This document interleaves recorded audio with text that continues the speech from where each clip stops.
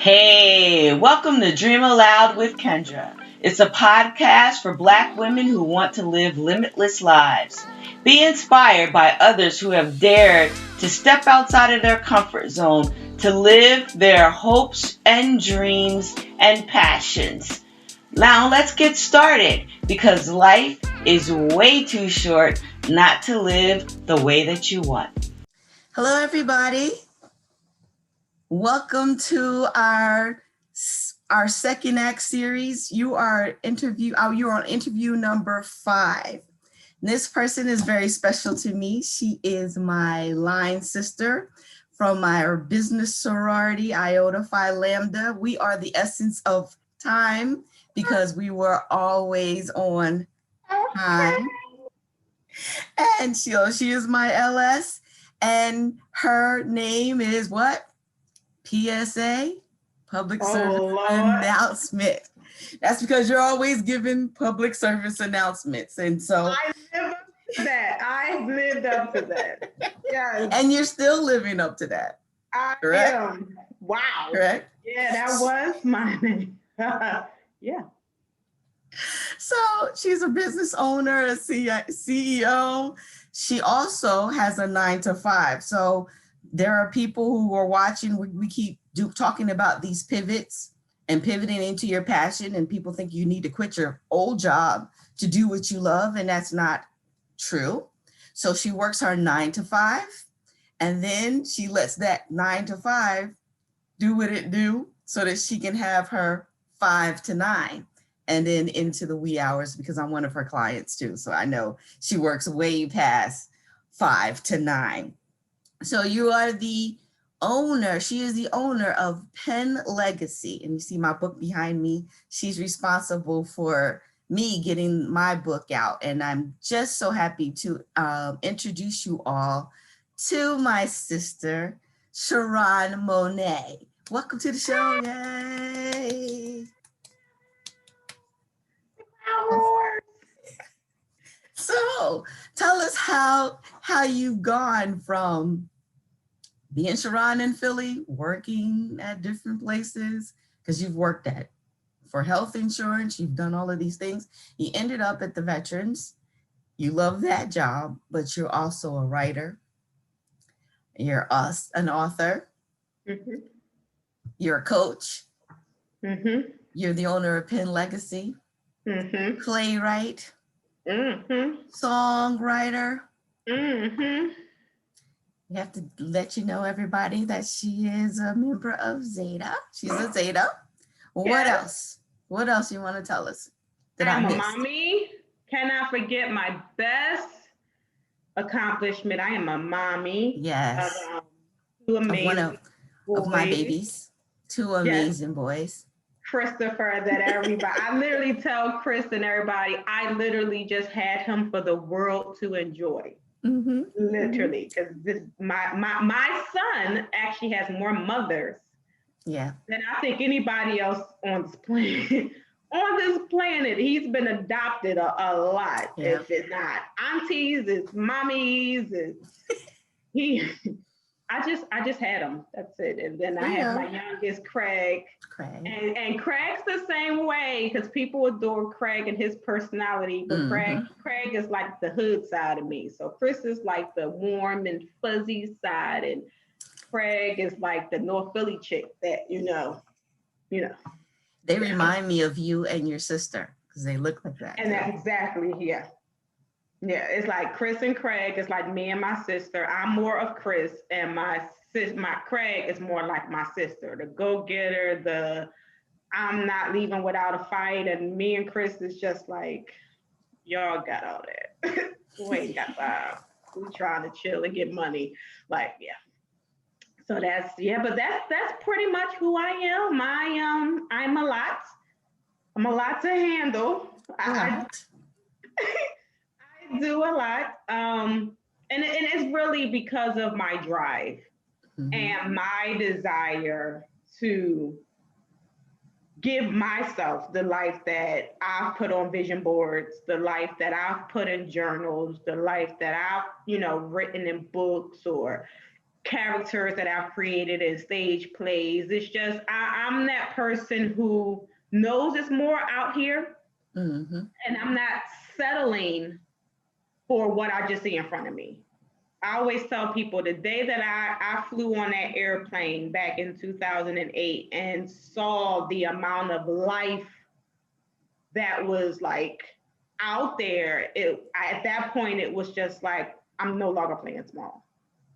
If it's in my reach, even if it's not in my reach, if I have resources or if I have access, right, I'm getting it. And that's why I have so many titles, because I'm not going to say I'm never satisfied, but I'm never comfortable, because I know that there are steps to whatever it is I want. Yes, the 9 to 5, that's my security blanket. I have children. Well, I have one left, praise God, 4 years, child. I have, so, for me, it's like I'm a mom still. So I need to make sure that I have that consistent income, that health care, that those benefits, that stability for him. And then my business and my passion as a writer and all of that stuff, that literally is Sharon. It's like Sharon's goals, Sharon's dreams, and something that Sharon's been doing for almost 30 years. So it's like a balance. Like I'm mommy here, and that's the 9 to 5, and then I'm staying true to my passion and my purpose, and that's the 5 to 9. And you've been doing that for about 30 years, and your kids aren't 30. So your passion was there before they got here, but they became a priority. And now you're moving back into what your passion is. So tell us about Pen Legacy. So Pen Legacy is my baby that was birthed out of a divorce and the trials of becoming a single mom. And I always tell people Pen Legacy became my husband when my husband left, because you need a second income. Like, let's be clear. I had 2 incomes in the house and 1 income left, and it was like, whoa, okay, how do we replace that income? So Pen Legacy really was birthed out of a need of, I got to take care of my children. And instead of me hustling or, getting a second job or doing something that I really knew I didn't want to do, I went to my pen and paper with the encouragement of Chris, who at that time he was 5 or 6 years old, and I was sitting on the floor and I was like, I don't know how I'm going to pay these bills. I don't know how I'm going to do this. I don't know how I'm going to do this. And he was like, Mommy, just write about it. Just write about it. And I wrote about it. And at first it was songs. I started out, when I really started taking my writing seriously, I started out in the music industry. So I was songwriting. And then so me writing about it turned into song lyrics, and those got picked up. And I'm like, yes, okay, amazing. Then me writing about it turned into books, and it was like, oh, amazing. And then Tyler Perry started getting popular, and I was like, okay, if he can do it, so can I. Whatever. And then me write about it turned into plays, and it literally just kept growing and growing and growing to, starting just from a songwriting catalog to now a whole business publishing company and plays and ghostwriting and you name it. So what would have happened if you didn't get started, if you didn't write? Those doors. Oh, I wasn't know if I didn't write, because writing was the only way that I communicated. Sharon, gotcha. I always tell people, Sharon Michelle, because Monet is not my name at all. Sharon Michelle is very quiet. She don't like people. She's very too. Tell people you don't like. No, I want people to know. I want people to know Sharon is very to herself. So when it comes to sharing feelings and sharing what I'm going through, Sharon has always been a child that didn't feel like sharing her story was going to do anything or meant anything, because at the end of the day, if I was to share how I was feeling, somebody either they'll listen, but they really don't care if they have their own problems. they will judge me or ridicule me like, well, that's crazy that you even allowed that to happen. So in lieu of me getting opinions and suggestions or judgment, I wrote. That's how I started writing as a teenager. I was never that vocal child. So it never really wasn't a thing of what would happen if I didn't write, more of a thing of, what would happen if you didn't pursue your writing. Gotcha. I always had composition books. I still have composition books. I tell people, if you take my laptops and my drawer with all my composition books, I would definitely make you a billionaire. Because everything hasn't been published. But it was just in that moment, it was like, okay, let me see if my writing can help me. Because I knew it saved me mentally and emotionally, but let me see if it can help me financially. Okay, so I kind of should have asked that question in a different way. But that's okay. I think I should have asked that question because you were, I'm sure they did, but you were explaining that you started writing and then it came to songs. And then from songwriting, you went to this and you went to that. So once you take that first step, once you start doing things, doors start opening. There's a quote that says that once you take the step and you begin, you've made up your mind and you move towards whatever it is that you want, then the whole universe conspires to make it happen for you. But if you sit back and wait for the universe to move first, it doesn't happen. It doesn't work that way. And so I'm sure there were times where you weren't sure if it was going to work. Might have been a little afraid, but you did it anyway. Correct? Yeah. I've always been, because at that point in my life, I had nothing to lose. I always thought to myself, you've already lost. Yep. You have children that you can't take care of. You're pretty much on your own. The shut-off notices is on the table. The only thing left at that point was my car being repossessed, and be homeless.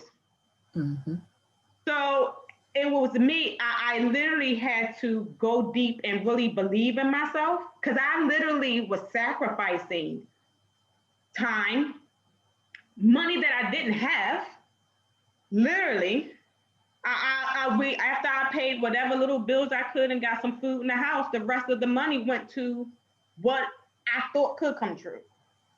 And sometimes I lost. A lot of times I lost. A lot of times I didn't get that money back. But then once it eventually started turning around, it was like, okay, I got all the money back that I spent last year.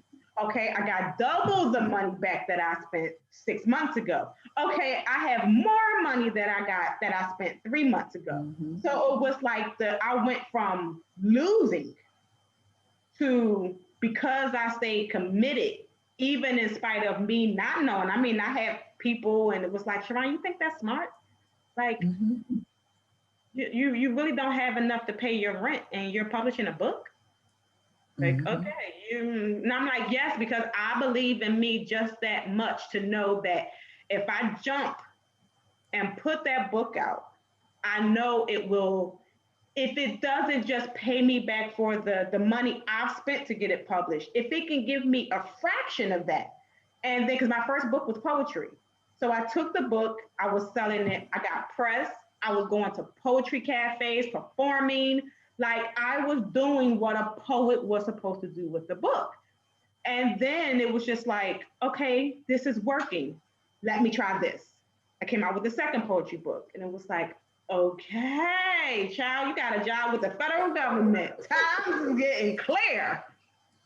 And it was like, and I always tell people, because I believed in me and, sacrifice for me, it was like the universe and God was just like, thank you. Now we're going to bless you. And I'm just living in the fruits of my blessings. Absolutely. And I've been watching you from the beginning. So I'd buy a book. I'd come to a book signing, stay for a little while because, I live in Jersey and you're in Philly. I come in, right, watching you, and then you got a stage play. And I never got a chance to see your stage plays except for one. Every time I was at the theater, ticket purchase. My dad calls me and says, I don't feel good. Drive back home. Missed that. You were in California. I'm like, oh, that's one of my favorite places to visit in LA. We're going to go there. And then our trip got canceled. And so I keep missing the stage plays, but got the books. And I know. And well, we've had that conversation as well. People get discouraged because the folks that they don't know aren't supporting them. That's the story of my life. When in reality, maybe the people you know aren't the people who are supposed to support you. They're not the people that the book is written for. So don't take it personal. Yeah, no. Don't take it personally. Don't. And I think we had this conversation maybe 10 years ago, and you were saying, I don't worry about that. And you can't, because like you stated, and like I tell a lot of people, your audience is determined by your purpose and your passion. Your audience is determined by who, if you're following in alignment with God, because some people just wake up and say, I'm gonna publish a book, and it's like, okay, who's your audience? And they're like, I don't know. It's like, okay, you didn't align this right. But if you align this right, what you're supposed to do always is going to gravitate a tribe, whether it's the people you know or the people that you don't know. I mean, I've been fortunate to whereas I've had people that I know, people that I don't know, but it's a lot of times it's more of the people that I don't know that keep me afloat. Yep. Because the people that I know either is where I'm at or really not interested in what I do at all. And that's fine, because my journey and the people that I'm assigned to is going to come anyway. Exactly. That's all of that is ordained. I can't worry about if I do a play. And for an example, I produced the play. I was living in Philadelphia at the time. The play was in Hollywood, California. I knew one person in Hollywood, California, and that was parenthesis Gardner. One person in Hollywood. And I asked her, I said, hey, I have a script. Would you like to direct it? She was like, give me a minute. Let me read it. I'll get back to you. Eventually, she was like, yep, let's work. Mind you, I'm producing a play in Philadelphia, and the play is premiering in Hollywood. This is the first time this play was ever, put up anywhere. I didn't know nobody outside of parenthesis. I know nobody in California. And at that moment, people was like, you're crazy. Nobody knows you in Hollywood. Why are you producing and paying this money for a play? 5 days. Why are you doing a 5-day play in Hollywood and nobody knows you? And I was like, because it's not who knows me, it's who I'm going to be introduced to. So I'm going to sacrifice this money. One, it was always a dream of mine to get a play in New York and Cali. I did both last year and a year before. But it literally was me, but going back, believing in myself to know that I may not know nobody in Cali but parenthesis. But by the time I leave, they will be able to say Sharon Monet. And I mean, all 5 shows were sold out with people that I didn't know. Outside of now a cast that I knew, a team that parenthesis put together that I knew, and parenthesis. Because you were intentional. Always intentional. So if you walk in your purpose and your passion, and you're intentional about the things that you do, the rest will take care of itself. Absolutely. And you keep God in the forefront. Anything, before I say yes to anything, I pray on it. Yep. And anybody can tell you, I'll be like, wait, I had to talk with Jesus. And Jesus said, and people be laughing at me. And people be laughing at me. And I'm like, yo, I don't move. And if I get a feeling that like God is shifting me, I'm very obedient. I don't care. I mean, some people won't be upset. And some people and won't it sounds a little weird, but it's okay. That's why I tell people all the time, I don't like to sleep with the TV on. And my husband always turns the TV on. So if you're going to sleep, turn it off, because I can't hear God with the TV on now, because now my mind is going with whatever the show is on. Right. And so sometimes he teases me if he has the TV on. I said, now how can I hear God? And he goes, well, you won't hear God because you were snoring anyway. But for the most, you could. Then he said, you can't hear God with all that snoring. But at the end of the day, that's that nighttime when I'm sleeping, that's when I expect to hear from God. But I'm intentional on that. I'm intentional before I go to sleep what I'm going to do while I'm sleeping. The word says while you're sleeping, he's singing over you. So I'm there trying to listen. And when I get up in the morning, I want some clarity. If I don't, then I know I'm going to sleep tomorrow and I'm going to ask the same question. So it's all good. So but you have to be intentional, and you have to walk in your purpose and your passion. And you have to believe in yourself. Yes, and believe in yourself. My whole journey has been, I believed in myself to where I sacrificed everything. I sacrificed everything to get where I'm at. So that's why it doesn't bother me when people list all my titles, or, I do a post on social media, because it's like I worked hard, and that ain't the word I really want to say, but I earned this. It wasn't handed to me. I paid for coaching and not discounts. Because back then when I started, you ain't get a whole lot of discounts. You pay to play. That was the title. You pay to play. And it was okay, well, let me wait the payday. It's like you ain't ready. And those aren't your people. They're not ready yet. They're not ready yet. So it was like, okay, you know what? Because that's what I want, let me figure out what it is that I need to do. Like, Penn Legacy officially started 2008. I was able to hire my very first coach in 2014. Like it was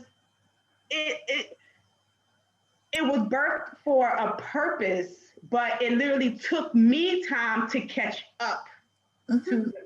So it just because it doesn't look promising, or you don't know where you're going to get it from, or stay in it. Because if you don't be afraid to step out. That's what I see in Penn Legacy. Like you said, you started in 2008, and then you didn't say, "Oh, I'm not ready." You started it. You did what you could. You got yourself a coach to do to show you what you didn't know, right, and move forward. And that was the turning point. It is. Coach, I was like, you're wasting all of this time. I'm in higher ed. I've always been a techie, so I've always moved on my credentials. I know how to do this. People accept it and moved on. When I became a director, that was different. You had to have your tap shoes on. There were some things that I should have known that I didn't know, because I didn't seek a mentor. I didn't seek out a coach. And I had one of these simple issues in a meeting where people were talking over top of me, because it's just me and men, and they're talking over top of me. And when I would speak, I would wait if somebody started talking, because that's what polite people do. I couldn't figure out what was going on. I went to an elder who's in that arena, told her, she says, you gave away your power. Yep. I'm like, huh? She says, no. When they speak up and cut you off, you need to cut them off and say, excuse me, I was talking. Now, these were my superiors, so I didn't do it that way. They cut me off. I started cutting them off. And it was acceptable. What? Yeah. It was acceptable. I went back to my office and my boss met me there and said, that was an awesome meeting today. I was like, oh, so I needed a lesson in rudeness. Yes. Just to get what I needed. Rudeness is professionalism. So when you talk about that coach, I didn't learn that at home. It was a 5-minute coaching session from someone who just knew what I needed to do. And so when you get a coach, that coach gives you the shortcut. So you have been the coach for the book. that I wrote. And I attended your session. Mhm. I was like, I'm just going to figure out what, just one more time, I'm going to play around. That's what I thought I was going to do. Because it's COVID, I decided that I'm going to get all of the training that I could get. And Right. 2 days before you had your writer's session, I booked. I didn't even know it was going on. It just happened to pop up on my Facebook page. When I finished the thing, and you were telling us all of these things that I had never thought about ever. Mm-hmm. Ever. I was like, okay, I'm going to get myself a Pen Legacy package. And then I'm going to write this book. And the book it wasn't really for the public. It was for my family. They were asking questions and I'm repeating the same thing over and over again. So I said, I put it in a book. Then I decided, then you started talking about audiences. It's like, well, I'm sure my family is not the only family who needs this information. So I gave them their information in the front, and then in the back is for anybody who wants to do a family reunion, who wants to curate and preserve their history, and you can see an example. So we started talking and getting together a strategy, and I want everybody to know that she does crack the whip, and I'm one who likes to be challenged. And you never have to chase me down for my money, so I do pay. But getting towards the end, I was like, oh God. And she's like, look, we got a deadline to make. And I'm a project manager, so I'm really one of those sticklers that want to stay on task. But I had a whole lot of other things going on, but you're like, come on, girl. Come on. Let's go. Let's go. And so I want to thank you and your team. I don't know how people do it on their own. You got an editor. I had an editor. It was like I had a professional team just in Pen Legacy. The editor, the illustrator, the advertisement and flyer and poster making, the ISBN number. You walk people through the entire process. Right. And that's simply because people don't know. People honestly, I also tell people that publishing a book is the easiest thing you can ever do. It's literally the easiest thing that you can ever do. However, the hardest thing is keeping that book out there selling. That's where, and that's why I coach the way that I do and I teach the way that I do, is because I never want nobody to release a book and then by the end of the month, you're like, I don't have any more sales. And it's like, yeah, but I mean, with Pen Legacy, you do get your own professional team. You do have access. You do have that creative control. You do have the resources that you need if you have questions along the way. Because even though I say it's the easiest part of the process, for a lot of people, it's not, because what you put in that book, or how you do that cover, or how you pick those categories, or when you release the book, or it's so many things that you need to think about before you just say, I'm an author, my book's on Amazon. And it's like, okay, so is yours and 10 other people.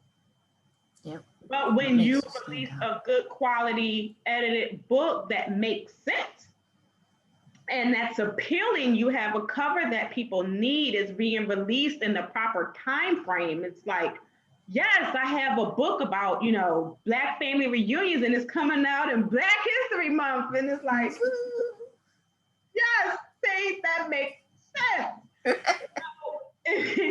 And that's one of the things. And when I created in 2015, when I added that entity with Pen Legacy, the publishing entity to it, it literally was me creating what, I'm not going to say that I never had, because before I did Pen Legacy publishing, I was with a publisher, Yolanda Brown, and I literally learned a lot of this from her, and then my own mistakes along the way as I kept doing coaching or whatever after I stopped publishing with her.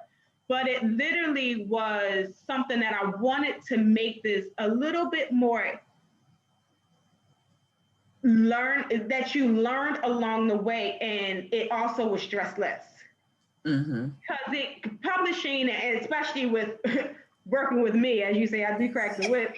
I want to still keep it fun and lively. Yeah. While we're getting the work done and making sure that you have a product that you're proud of, because once that book is published, it's in life forever. Whether it's discontinued or not, it's still a part of history. Mm-hmm. And you never want your name to be connected to something that people can look up 50 years from now and be like, oh, child. And she was messy. She did that. Look at that spelling. Oh, what's going on? What kind of cover is that? She was Russian.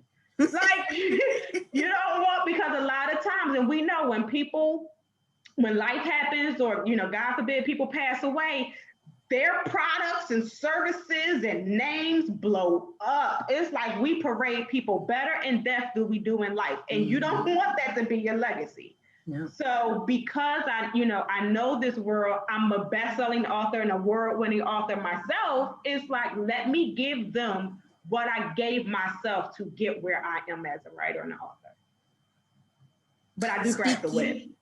Yeah, but that's okay. If you don't want to be challenged, then you don't want to coach, because that's what a coach is for.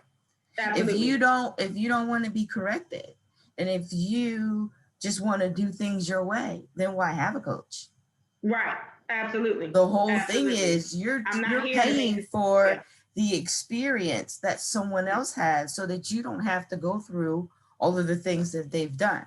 As I told you about my 5-minute session with somebody who had some more experience than me.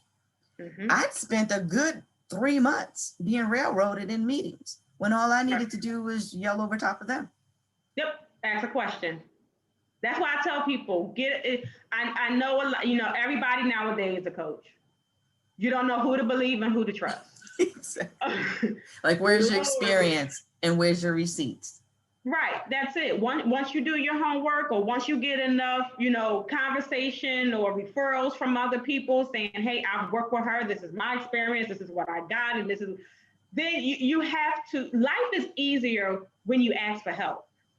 Even if you can't afford the help. I know a lot of people be like, well, I can't afford coaching. Well, you can always ask for payment plans. Mm-hmm. Negotiate yourself. Mm-hmm. And I learned that the hard way. I went so many years without a coach that I finally realized, like, you don't have to pay them up front, crazy. See if they'll work with you. And it literally went from me just asking. I don't mean to disrespect your business, your experience, your knowledge. I can't pay that in full. Can we chop that down some? Mm-hmm. And it literally was like, oh, sure. I have that program too. Here go 4 payment options. I was like, well, I got 4 to choose. Oh, okay.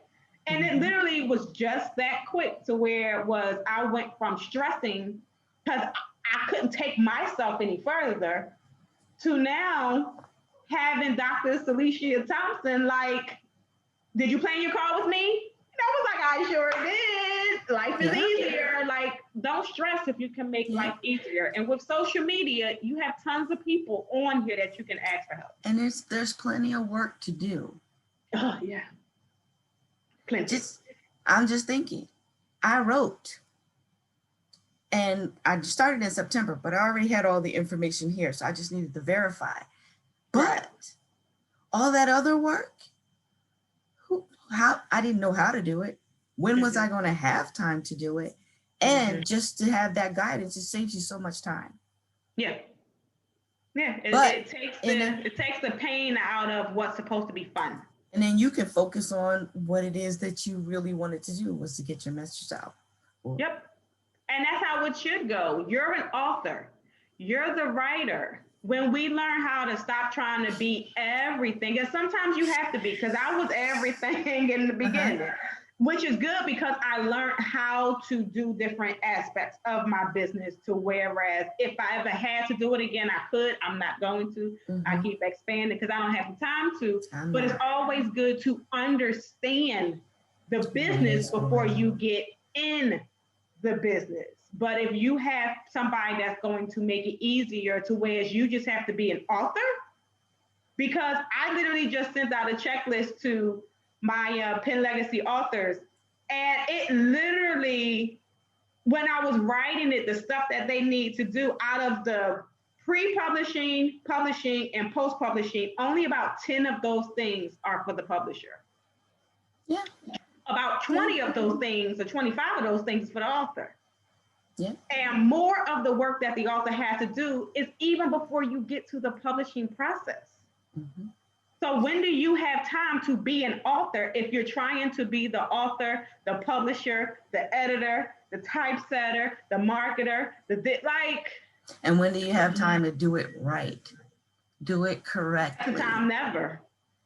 And that's why with my book, with the checklist, I have a checklist because people just think, okay, we're just going to have a family reunion. And then you wonder why people aren't coming next year because you didn't follow the plan. So now there's a plan, go through the checklist, make sure that you've considered the finances of people, who your audience is. It's not just the people who can afford it, the people who can't afford their family. That's a different thing than if you're just having a business. And so we need to consider all of those things. So it's in the checklist. Because in that area, I am the subject matter expert. And I needed to realize that I'm not the subject matter expert when it comes to writing a book, because I had never did it before. And since we had time, I decided I'm going to go and I'm going to push it and I'm going to use your expertise. And speaking of your expertise, you just don't coach other people to do this, but you're still doing it yourself. Yes. And so we have little Michelle. So you're doing children's books as well. Tell us about little Michelle. Little Michelle is actually me. I've actually went back to my kid life, i.e. my name is Michelle. And I literally just created, now I'm creating this 5-book series. Where my first book was released on my 10-year anniversary as a published author. Michelle and Her Magical Pen. Wait, do I have it? Let me see if I have it right here. So you got, I do. I have one autographed copy. Yay! And Michelle and Her Magical Pen really is a piece of my story on how I became a writer. It literally was just me, my Mrs. Jones, my 2nd grade teacher, used to always tell my mom, Sharon talks so much, you can't shut up. She's going to be a writer one day. I was like, oh, hush. And literally, it was just me picking up my pen and creating stories. And then once I got into middle school, I met Dr. Ida Dark, and she introduced me to poetry. And it literally just kind of grew and grew and grew and grew and grew. So now it's like, now next year I have 4. We're going to finish out this 5-book series. I may add more because I'm literally having so much fun. I wish I would have did this sooner, but better late it's than all never. in the right time.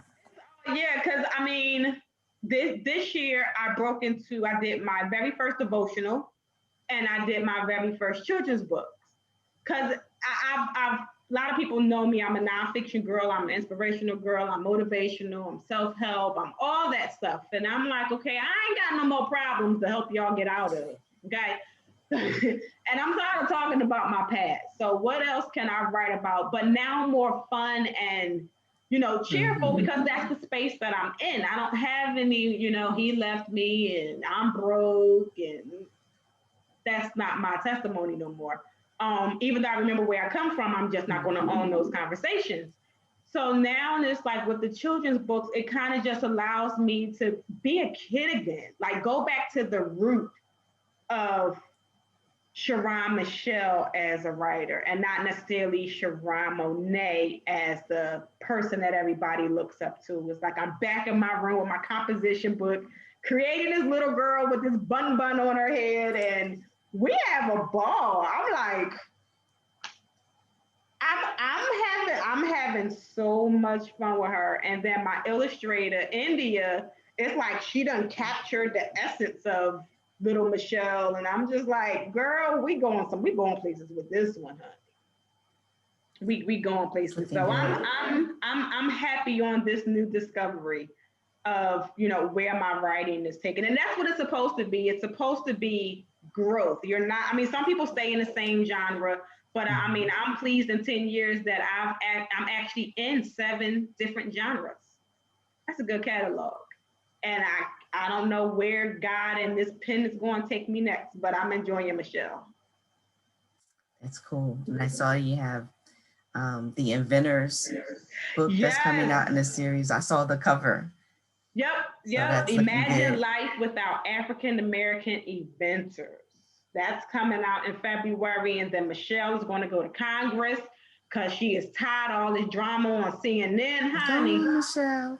So Michelle's going to Congress, and then Michelle is going to Paris because that is a location that I dream of finally getting to one of these days. But since I haven't gotten there yet, Michelle's going to get there first. Okay. And then I'm going to make Michelle an entrepreneur. So Michelle is actually going to meet Sharon Monet in the book, Michelle Sells No Books. Go girl. So Michelle is going to meet Sharon. That's going to be fun. That's awesome. I'm having fun. What else is next for Sharon Monet, Sharon Michelle? Michelle. Right now, Michelle is keeping me busy. So I have those 4 books coming out next year. I'm also doing a publishing book guide to kind of lay out a lot of the things when it comes to publishing, to kind of give people more knowledge versus just, I published my book on Amazon. Because I sure had no idea. No idea. So I'm going to do that book next year. I mean, I have my publishing clients for next year, and you're one of them. I have ghostwriting clients for next year. So between publishing, Sharon, and this pen of mine, we're going to be busy. But I mean, I'm definitely blessed. Who thought? 2008, I bet it on myself. And just one pivot turned into a million different pivots that has helped you to live fulfilled. And you still have, I want to remind everybody, she still has her 9 to 5. You do not have to wait. You do not have to wait to quit your job to live your dreams. Get bold and get out of your comfort zone now. So I always ask, before we close, I always ask 2 questions. One is, what is your favorite quote? My favorite quote is my own. That's right. You can't be everything to everyone without being anything to yourself. Say that again. You can't be everything to everyone without being anything to yourself. All right. That's more like put the mask on yourself first when you're because you can't be everything to everyone and forget you. Exactly. And that's what a lot of us do. We forget ourselves. You can't be everything to everyone and nothing to yourself. You come first. That's a book. Sorry. Actually, that book is written. It's called Stop Asking for Permission and Give Notice. I have that, but still. We ain't writing another book. Okay. I already wrote that one. Okay. And I always ask, on whose shoulders do you stand? Whose shoulders? I stand on so many shoulders. I would be crazy to say it would just be one person. But I stand on the shoulders of my late Aunt Margaret Tolliver, who always instilled in me. And she's one of many. It's so many shoulders I stand on. But she's one of many who, no matter what, was like, go for it. And she was the example of that. Like my Aunt Honey she traveled, she did not take life for granted. It was like, I'm traveling, she went across, I swear it's every continent out here that she went to. Everything that she put in front of her that I want to do, she did it. So, when she when she passed on, it was like, I got you. Mm-hmm. And it literally has just been my is what I like, the closest thing that I take from her. It's like, no matter how hard it may look, no matter how tough it may look, no matter how you can't afford it, still go for it. Because what's for you is for you. Indeed. I'm looking at some of the comments. So Cynthia Wesley says she loves your quote. Oh, yes, you can't be everything to everybody, honey, and nothing for yourself.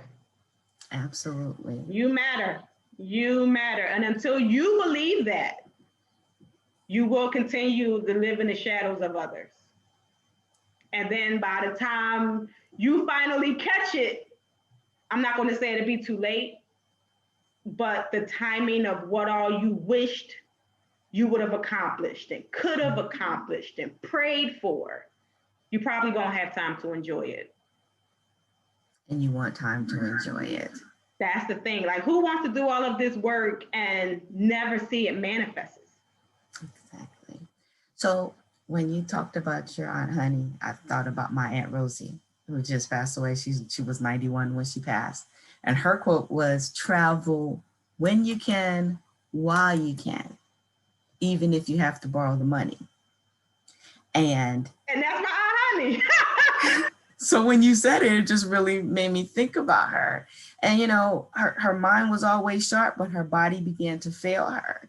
Yep. And she stopped traveling with us about 2010 when we would go places. And she said, no, I don't want to go places where I need other people to help me. Mm-hmm. I've done everything that I wanted to do. Yep. So she was able to sit home and hear about our stories when we came back and be happy for us, genuinely happy for us, mm-hmm. and not be the bitter person that says, I shoulda, coulda, woulda. She already did.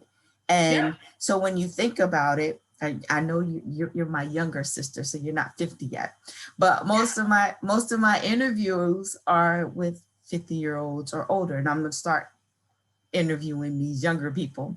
And so my question to them will also be, when you're 50, mm-hmm. what will your life look like? Because you pretty much only have about 30 to 40 more years, you know, that you can, and how much of that can you enjoy if you don't take care of your body and all of that.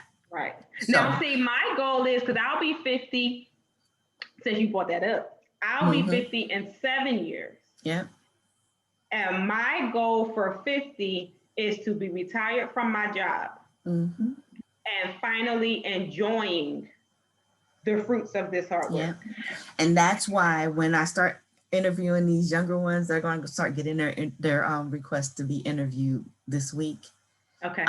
They're already doing stuff. They're already on top of their game. They're working here and following their passion there, or they're doing what they're already living on purpose in their passion. So they have a different outlook than many people, because they're already doing that. So they're not waiting for that push. They're not afraid to do it. They're already doing it. So what is it that you want to see when you're 50? Right.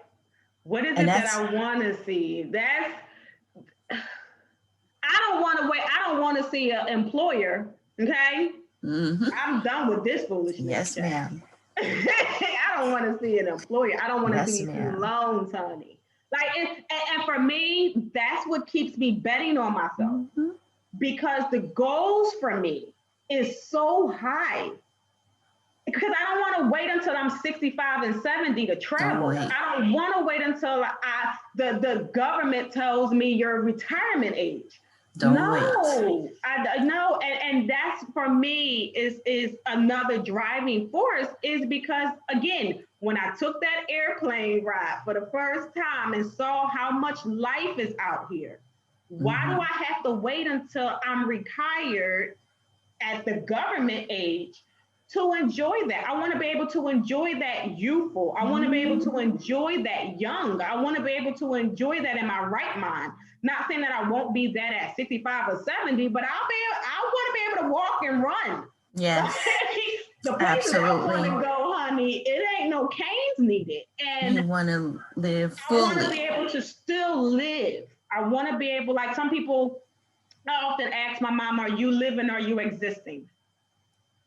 Are you just living or are you just here? Mhm. And I honestly, I want my obituary to be like, you know what, Sharon came, she saw, she conquered, and her legacy is written. You will forever Yeah. hear about me. And And I will these, be able to say, not that I just worked hard, I played hard. yep, I yep, saw what life has to offer in the midst of everything else. That's a yep, life well fulfilled for me. And that was my honey. yep. So these interviews are just that, to inspire others. The young people, don't wait. Yeah, still need to And wait. if you're not that young or if you're a little seasoned, don't wait anymore. And COVID should Keep be it teaching y'all moving. that. Uh, Like literally, I mean, 2020 should have taught you, mhm. if nothing else. Don't be the same. This whole 2020 pivot, if COVID hasn't directly affected you, you're blessed. So moved blessed. If you still have a job, Yes. get what it is that you need to get done. Because you may not have one next year. Like literally, Exactly. 2020 has promised you and shown you that tomorrow is not promised. Your job is not promised. Your health is not promised. Your family is not promised. So why are you going to wait if nothing that you have or own is promised? Exactly. You're giving up already. I mean, yes, 2020 is in 2 weeks, so ain't none of us guaranteed to see it. Girl. Ain't none And of us guaranteed to walk in it with a job. Ain't none of us guaranteed to walk in it COVID free. So why, if you have that resources now to get whatever it is that you want to get done, what are you waiting for? well, that was one of my podcast titles. What are you waiting for? And you just keep reading it. You done read everything that I done posted. You've read everything that I put out there. But it's true. This is how I'm literally living my life. Like next year, I'm like, you know what? I'm not putting nothing else off. I want to see a show in Vegas, so I'm going to see Usher.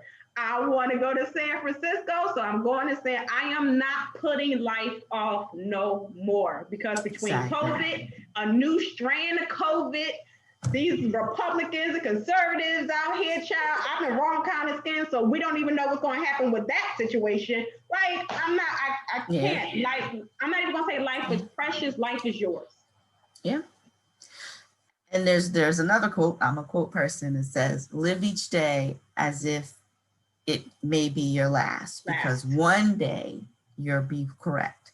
And so I pretty much live that way, but it's easy to get comfortable and let it slide. So if anybody who has been working from home, not having to commute, not having to do anything, and you haven't done something for yourself, taken a class, done something, followed a dream that you had, done some type of passion, well, with the second strain, we may have a good 3-6 more months. So you may, right? So while you're in the house being safe, do something else. Yeah, you should come out of this, and I tell people, come out of this better, come out of this differently than when you came in. Yes. I came into this thing, I had credit card debt.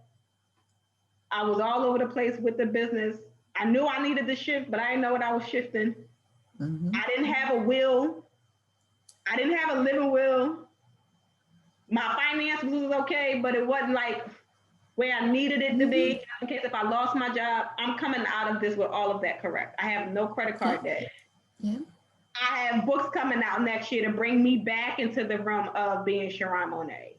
My finances is amazing, child. When I see my paycheck and see how much money I got left over, okay, it's almost like a savings account paycheck. I'm like, wait, did I miss a bill? No, you didn't miss a bill. That's all mine? Yeah. Oh, Paris, here I come. Like, you need to come out of this better than when it started. Yeah, every year I tell you, but for some reason 2020 it just gave a different shift. Mm-hmm. And don't beat yourself up if you had to do some other things. Don't beat yourself up. There is another few months that you can do, and there's plenty that you can do. So don't beat yourself up. Just look at this as an example, because again, I was working in North Jersey. I had to give up my apartment. So that was money that I could use for some of the things that I wanted to do. So, you know, just get your plan together, get your pivot strategy on, write it down, what you want to do, and then help yourself by going online, getting yourself a coach, do whatever it is that you need to do to make your life better. Absolutely. Yep. Do better. I always tell people, don't beat yourself up, do better. If you know better, you do better. That's a Maya Angelou quote. That is absolutely true. Mother Maya is the bomb, ain't she? And she is the master pivoter. Always. You have to be, because life changes. Trolley. She was the first Black trolley conductor. She wrote books. She danced. She sang. She even was a prostitute and a madam for a minute, and had the nerve to actress. And had the nerve to put it in a book. She was an instructor. She had a nerve to put it in a book and said, "This is all of me. Think what you want. I don't care. But this, I'm still a child of God. And I've done all these things. And I lived my life the way that I wanted to. And I want to see." And people still quote her to this day. Her legacy is still bright, as if she did nothing. And she came as her authentic self. And that's the only way. So don't worry about being all over the place. Don't worry about you. I have a gift over here, here. You can do it all. You can do it all. I mean, I'm a writer, but I've written for magazines. I write for books. I'm a book publisher. I've done songwriting. I'm a playwright. There is no limit of what you can do. Right. And why limit yourself? God has no limits. Why limit yourself? You know, and I think, though, a lot of times it's fear, because people don't know what to expect when you're jumping, or they don't know how much it's going to cost because you're jumping. But that kind of stuff, as long as you're rooted and you are living with intention of your leaps, the rest of that stuff will work itself out. I swear, every single leap I have done and every single jump I have done has been greeted with open arms. Yes. And so one of your last jumps was, I looked online and you were moving to Florida. I was like, the Philly girl just got up and left. I know. But that was a manifestation, because I always used to say, when Chris turned 18, I was leaving Philly. And literally, when Chris turned 18, we were relocating down here to Florida. And when I tell you, this by far is one of the best jumps that I have made. I mean, Florida's kind of crazy, but the space and the space that it brings and the options that it brings, and I found my new boo down here. The cost of living is cheaper down here. It literally just it put me in alignment of what I've been asking God for. So now it's like you're in the place that you said you needed, so make it happen. Yep, you have the authority. You've asked. Now you have the authority and you can do it. So Cynthia is speaking to us. She said, it taught me a bit and I'm trying to figure it out. Don't try to figure it all out, Cynthia. Do it. Put it on the paper and then write your plan out and be prepared for your plan to change. Yeah. And it's okay, because that's what the pivot, that's what the pivot is about. Yeah. And that's what the pivot is about. Yeah. Just write it down and get in alignment to execute. You don't want to just write it down. Start moving forward. Right. And moving whatever forward. You feel that you need to do, like if your thing is, okay, I want to get out of debt. Okay, so the first thing that you need to do is probably stop eating out and shopping on Amazon. Okay? You could probably, and I mean, I just speaking from experience, because that's exactly what I needed to do. Stop shopping on Amazon, Macy's, and New York and Company. Stop eating out so much. And by the time I started slowing that down some, I started seeing more money to where I can start paying off bills. And we have no place to go. Yeah. I was like, why am I buying clothes? I have no place to go. My car is in the driveway, so I don't spend that much gas. Yeah, so you're saving, so it's no reason why you shouldn't be propelling. The money is there. Yep. Just determine what it is that you want to do. And invest in yourself. Invest in yourself. I'm the example, as my man do on the voice. Pick me. I need to do that too. Pick me. So I wanted to write this book forever. I wanted to write a couple books forever. But I knew I didn't know what I was doing as far after the story. What do I do? So I saw your class. It was 2 days before the class. I could have said I wasn't prepared. It wasn't on my schedule. I just joined the class. Right. And I had to jump off the class because I had another class. Yep. But I got the recording. So you just do what you got to do. And then you go back and you do the recording. And then I put myself in a bind and said, I'm going to publish my book by February. And it was September. And so, but that was to push me. And so I just kept writing.